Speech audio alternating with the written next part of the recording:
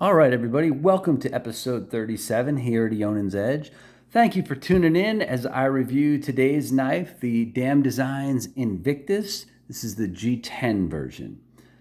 Also, hit that like button while you're here for me.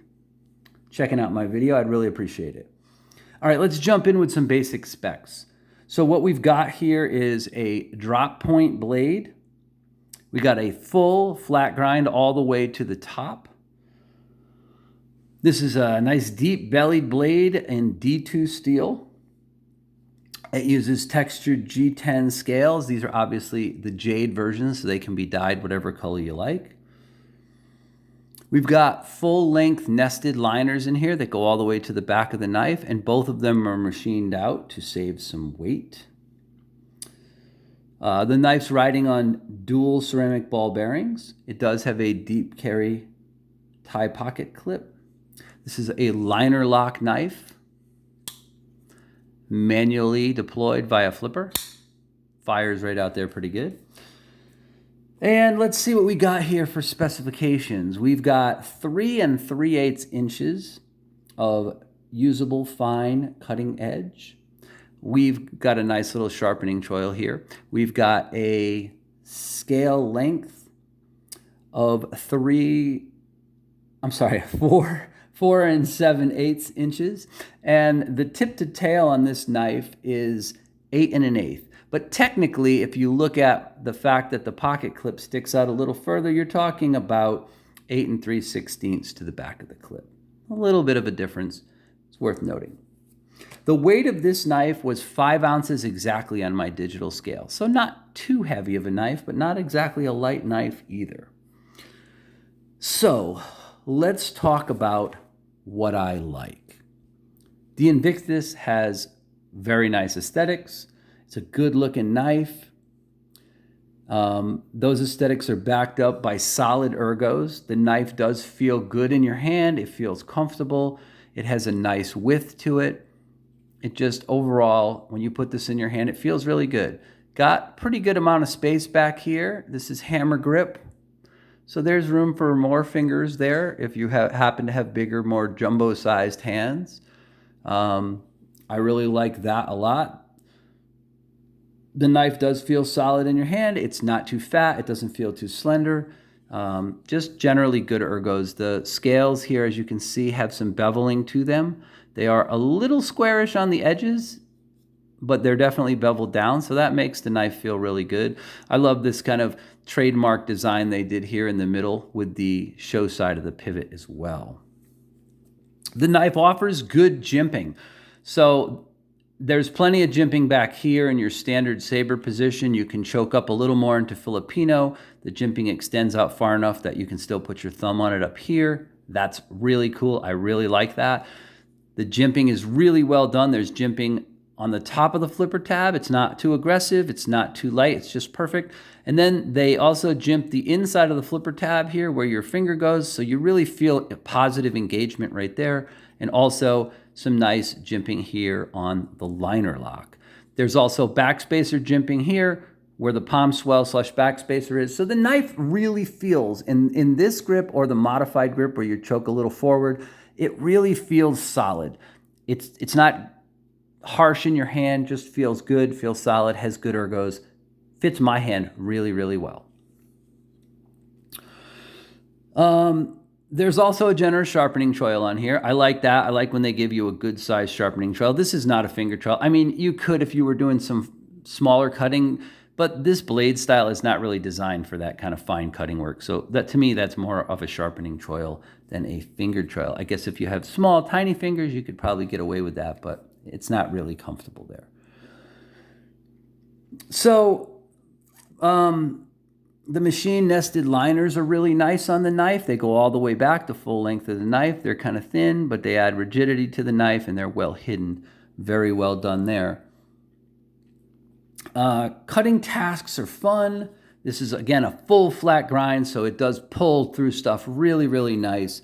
Did a bunch of various cutting tasks with it, and I really enjoyed cutting with this knife. You can cut confidently and easily through a variety of stuff. The blade Indeed 2 did hold a good edge, just a couple of light passes across the strap after I was all finished up cutting with this knife, and I feel like it was right back to where it was before.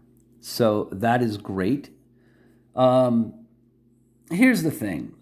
Even though this is a good sized knife, it carried really well in my right pocket. When I close this knife up and put it in my pocket, I feel like, you run your back of your hand across here, there's nothing here that catches your hand. There's no sharp edges there. So that's a good thing. I really enjoy that. The deep carry pocket clip is extra deep, right? It actually sticks out past the knife. So when you stick this in your pocket, this thing just disappears. And despite that the fact that it is a kind of a full size knife, a little bigger, slightly on the larger size category, it actually carries really well. It doesn't take up a ton of space in your pocket. Again, a plus. I never really noticed it, when I stuck my hand in there. So that was great to get my work keys or, any of that kind of stuff. The G10 tuning, the deployment of this knife, perfect. It merely fires out there in a satisfying manner. It's not hard to do. You just break it, and man, it's right there. You just break the G10, fires out every time. So the tuning on the knife is excellent. The lockup and engagement on the knife is good. Fit and finish, all looks great on this knife. Can't find anything negative to say about it from that perspective at all. So are there issues or dislikes with this knife? Yes. There's a tiny hot spot on the clip. It's not a really high, super dipped up clip like on some other knives I reviewed recently, like say the Asher. You can see that the dip is actually a little below the level of the clip itself, and that's good. When you're doing a lot of cutting with it, you can feel it a little bit. It's not really a hot spot. It's like just the tiniest enough to know that the clip is there, but it's not uncomfortable. It doesn't dig into your hand or anything like that, but you do feel that just a tiny bit. So that's one thing. The biggest thing for me is, and this is more of this particular variant of the knife, I am not a fan of big bellied or large bladed knives having satin finishes. Why? Because this is why. Because all you do is touch this knife and it's full of fingerprints. I'd rather have stone washed, bead blasted, something that doesn't show up fingerprints. I get it. I understand, guys. I could take my trusty Yonan's Edge microfiber hank made by Mrs. Edge, and I could wipe this thing off. But I don't want to have to do that. I don't want to have to wipe off a blade unless I used it and got debris on it, or something got on the blade itself. Like I really wish that more manufacturers would look at the function of a blade finish. A knife just looks really crappy with fingerprints all over it.